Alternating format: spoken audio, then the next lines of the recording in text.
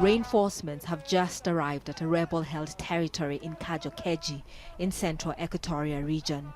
The main armed opposition group, led by former Vice President Riek Machar, who's in exile in South Africa, took this area in December. Now tens of thousands of people have fled Kajo Keji.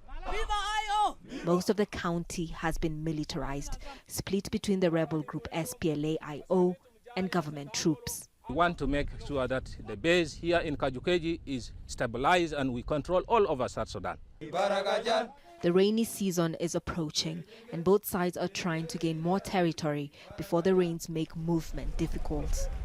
These fighters are now heading to the trenches at frontline positions not too far from here. Their mission is to ensure that government troops do not advance. They tell us that they're ready to fight for what they believe in. The nearest government position is about 15 kilometers away. The same also in Bamure. So here, rebel commanders strategize on their next move. They deny allegations of a crumbling force, running out of weapons and ammunition, and members who are disillusioned in the absence of their leader, Riek Machar. In the military, the first paramount thing is endurance. When you don't have the endurance, you'll find that some soldiers cannot handle it. In any movement, it happens. It's not only in IO, the best of my experience. It doesn't mean it's the end of it. The government has been fighting this rebel since 2013, when the ethnic war started, just 2 years into the country's independence from Sudan.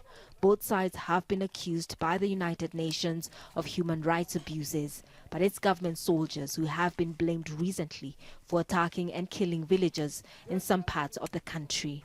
The Sudan People's Liberation Army, SPLA, insists it's fighting bandits. The bandits actually took the advantage of South Sudan being at the process of national dialogue, where the SPLA Chief of General Staff gave orders to the SPLA formation wherever they are not to wage any offensive against any rebel position. This has actually been misused and used by the rebels and the bandit group. Both fighting forces say they try to keep safe those who are under their care. But as the conflict escalates, this is getting more difficult. The civilian death toll continues to rise, but the world seems to have stopped counting. Catherine Soi, Jazeera, Kajo Keji, South Sudan.